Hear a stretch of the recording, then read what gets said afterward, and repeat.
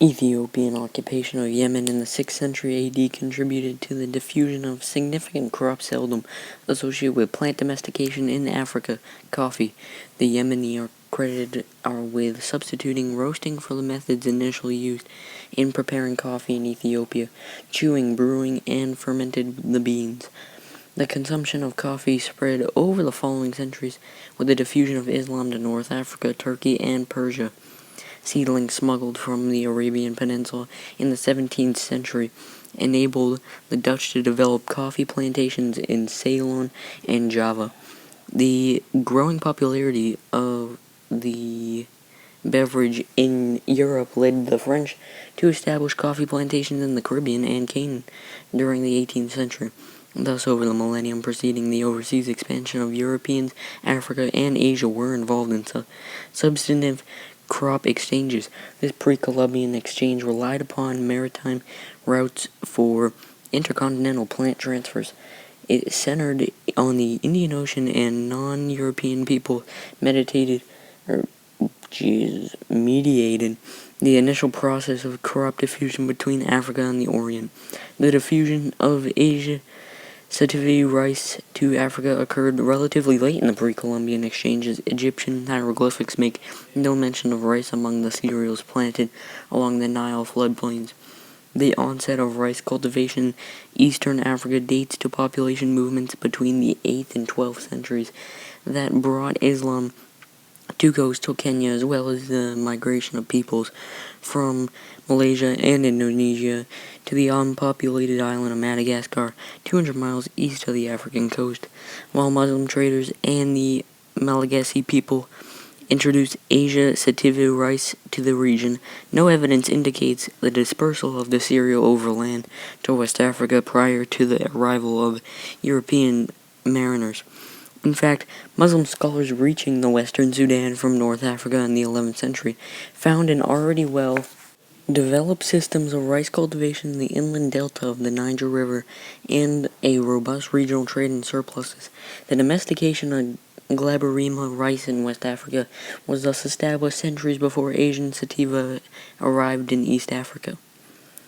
Africa experienced a second major era of intercontinental crop changes following the expansion of Iberians over maritime routes initially focused on the Atlantic basin.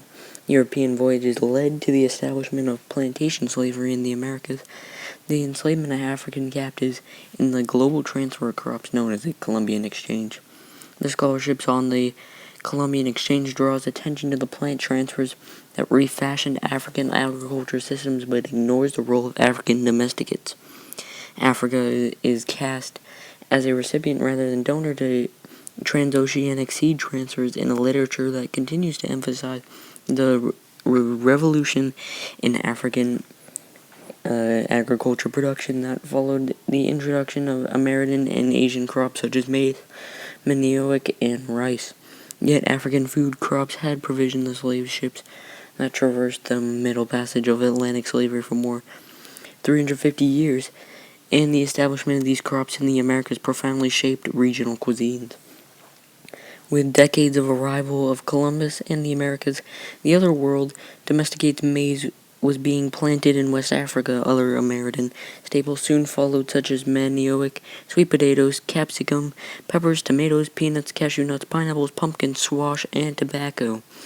The early establishment of maize as a food staple in West and Central Africa illuminates the radical transformation of African agriculture systems wrought by the Columbian Exchange.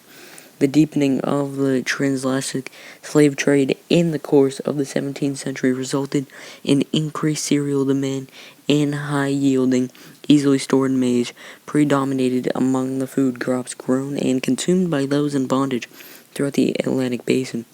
By early 18th century, maize figured among the key food staples.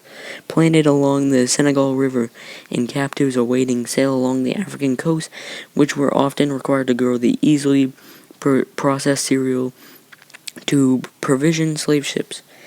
In focusing on American crops adopted in African agriculture systems, literature on the Columbian exchanges placed scant emphasis on the significance of African domesticates in the Atlantic slave trade, yet a Review of historical accounts reveal their importance for provisioning slave ships. Observing the cereals that routinely supplied slave ships bound for Cartagena, Colombia in the early 17th century, Alonso de Sandoval drew attention to African Malay, as well as the gains in flour, American maize. African yams also, I lost where I was, also figured as a crucial food stuff in the transatlantic slave trade, as sailors aboard the slave ship Wanstead in 1719 claimed yams and water the usual diet for slaves. Commentaries by captains and surgeons on slave ships reveal that surplus food produced in Africa disproportionately fed the human cargoes forced across the Middle Passage, including such African domesticates as sorghum, Malay rice, yams, tamarind, malagueta, pepper, and palm oil. And that is it.